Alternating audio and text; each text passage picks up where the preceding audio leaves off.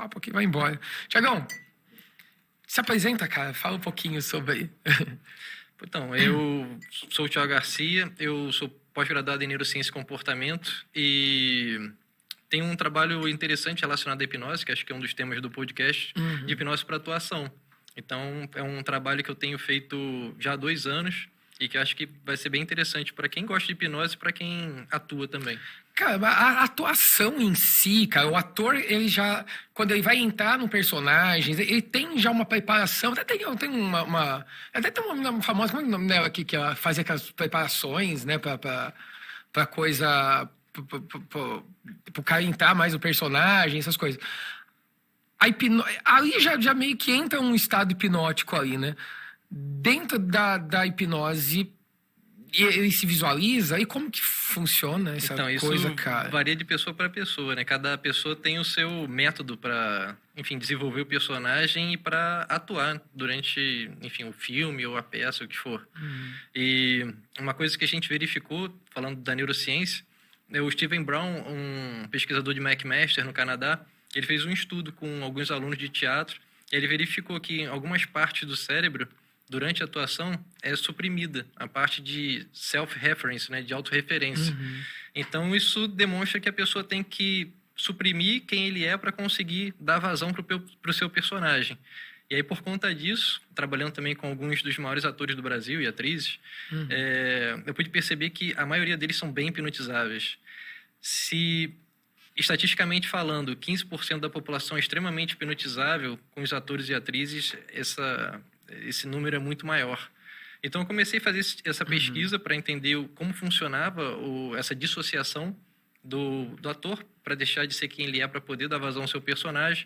E aí comecei essa pesquisa que está publicada no livro, no Hipnose e Neurociência, sem querer mencionar, mas enfim, está aí. Não, mas já está aqui, tá e é um capítulo inteiro dedicado a isso, como a hipnose pode ajudar a atuação.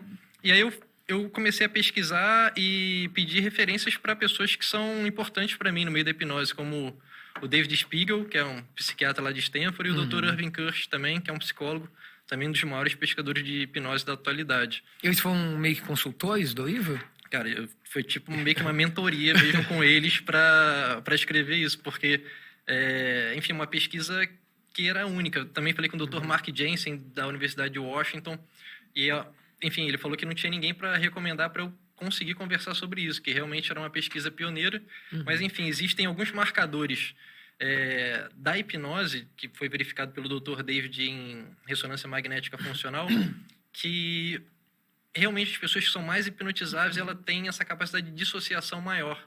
Então, e tem alguma coisa desculpa te cortar, mas tem alguma coisa fisiológica, anatômica aí que determina que essa pessoa ela consegue receber mais sugestões, dissociar, alucinar, alguma coisa assim, que eles encontraram nos atores?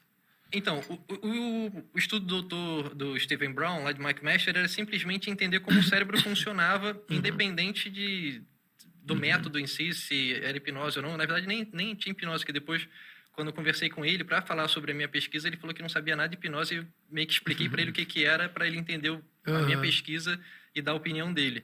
Era simplesmente uma questão de você responder algumas perguntas. Isso foi feito no Canadá. Você teria que responder sendo você mesmo, sendo um amigo, ou falando com sotaque, ou sendo um personagem de Romeu e Julieta, no caso dos homens Romeu e das mulheres Julieta. E aí ele conseguiu verificar que quando eles estavam falando com sotaque britânico, né, eles sendo canadenses teriam que forçar um sotaque que não era natural, suprimir essas áreas de autorreferência do córtex pré-frontal, dorso medial e ventromedial. E ele conseguiu analisar isso, que você precisa suprimir quem você é, para você conseguir interpretar bem, porque bons atores fazem isso, você consegue perceber quando um cara tá imerso no seu personagem, quando o cara tá tentando representar. É como se ele tivesse uma segunda personalidade aí, como se a personalidade real do ator nele, como não se ele existe. deixasse de ser quem ele é. Essa é a questão. E isso acontece muitas vezes com pessoas hipnotizáveis. Assim, você vai fazer regressão com uma pessoa e a pessoa quer fazer uma regressão, entre aspas, de vidas passadas, a pessoa pode ser quem ela quiser, porque, enfim, a gente não sabe o que vai vir ali. E o ator, ele usa esse processo de dissociação para dar vazão ao seu personagem. E, falando com o Dr. David, com os achados que ele teve em ressonância magnética, ele explicou que isso realmente acontece. Existe uma conectividade funcional inversa entre o córtex pré-frontal dorsolateral, que é uma parte do cérebro responsável pelo controle executivo, para a gente fazer uma tarefa analítica, né? A gente está fazendo uma conta, está, enfim, analisando um projeto, está usando memória operacional. E está usando essa parte do cérebro. E, por outro lado, quando essa parte do cérebro está mais ativa, o córtex cingulado posterior, que é uma parte de self-reference também, da rede modo padrão, fica menos ativa. Então, é como se você fizesse alguma coisa sem se preocupar com o contexto. Agora, essa questão do self-reference é todo um conjunto de redes neurais funcionando aí, porque aí vai entrar então, o sistema límbico, que vai trazer memórias, sim. que é a parte que é o que diz quem ele é. Sim. Né? E é como se ele... se ele dissociasse, é como se anulasse as próprias memórias de quem é naquele momento para colocar coisas novas de um personagem. Deve ser muito difícil isso, cara. É legal essa sua pergunta, porque eu utilizo esse trabalho que eu fiz nessa pesquisa, eu utilizo as memórias que essas pessoas têm, isso desde Stanislavski, as pessoas fazem isso. É um dos métodos que os atores mais utilizam. Você consegue utilizar as memórias da pessoa para fazer com que ela consiga amplificar isso de acordo com a realidade do seu personagem. Porque, por exemplo, uma pessoa vivenciou um luto, mas ela é uma pessoa introvertida. E o personagem também precisa vivenciar um luto, mas é uma pessoa muito mais extrovertida. Então, ele consegue usar esse recurso que ele já vivenciou na vida dele e utilizar para uma outra realidade, que é a realidade do personagem, fazer essa dissociação. Então ele, como ator, ele já vivenciou o luto, já teve aquela experiência e vai buscar dentro do... E ainda que não tenha vivido, com a hipnose você consegue explorar melhor essa imaginação. Por conta disso, você consegue fazer com que essa parte do cérebro fique menos ativa, essa parte da racionalização do córtex pré-frontal dorsolateral, quando você quer que essa área fique menos ativa, da pessoa não pensar. E é por isso que as pessoas... que são bem hipnotizáveis, elas não prestam atenção no contexto, elas simplesmente agem. E aí tem toda uma teoria por trás, que eu gosto muito da teoria do Dr. David, das bases neurais, da hipnose, o porquê que isso acontece dessa forma, e que, enfim, envolvem 3 tipos de processo, que é a sugestionabilidade, que é a capacidade da pessoa responder às sugestões de forma automática, e a gente pode explorar isso na atuação também.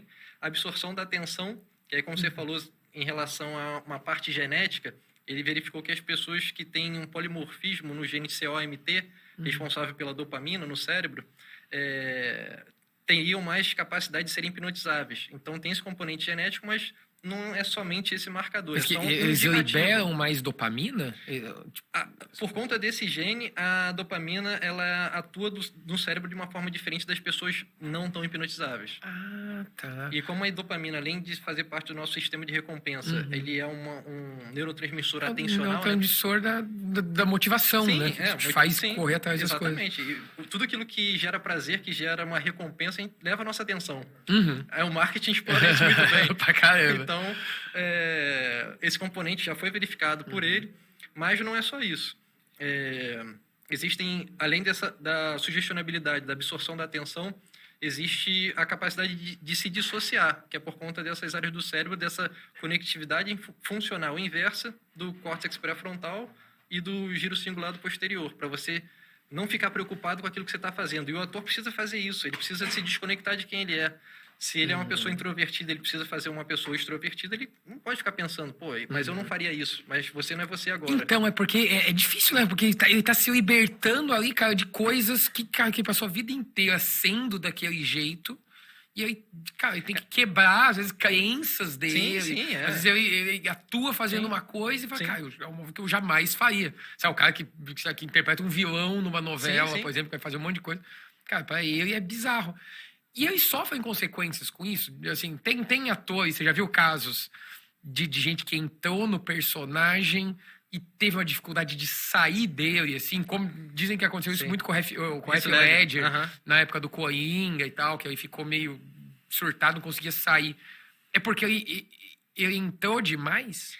Então, cada ator tem o seu método de busca de criar, de desenvolver o seu personagem. Com Heath, as pessoas falam que isso aconteceu de fato. Durante o meu trabalho, trabalhando com os atores e as atrizes, eu percebi que isso acontecia de uma forma mais sutil. Por exemplo, a pessoa acabava de fazer uma cena, eu sei que aquela pessoa age de uma forma e acabou a cena, ela continua agindo como se fosse o personagem, inclusive mantendo o sotaque que ela não tem. Caramba, Tipo, fica velho. falando 2, 3 horas depois com o sotaque que era do personagem. Então, tipo, há uma certa imersão prolongada depois da atuação em alguns casos. Mas isso acaba ficando ali no set de gravação mesmo. Sim, Só para sim, contextualizar, a pessoa que talvez quais os atores que você chegou a trabalhar e tal, você fez essa preparação? Que eu trabalhei dentro da minha área de trabalho, né, de dramaturgia, a Bruna Marquezine, a Camila Queiroz, Bia Arantes, enfim, diversos... Débora Seco também, Juliana Paiva, a Flávia Alessandra. E, apesar de eu não ter trabalhado diretamente com essa pessoa no set, eu estou fazendo esse trabalho de desenvolver o personagem para atuação com o Marcelo Serrado, que vai ser um dos protagonistas da próxima novela das 7 da Globo. Então, a gente está fazendo esse trabalho junto e tem sido bastante legal, porque o resultado tem sido muito bom.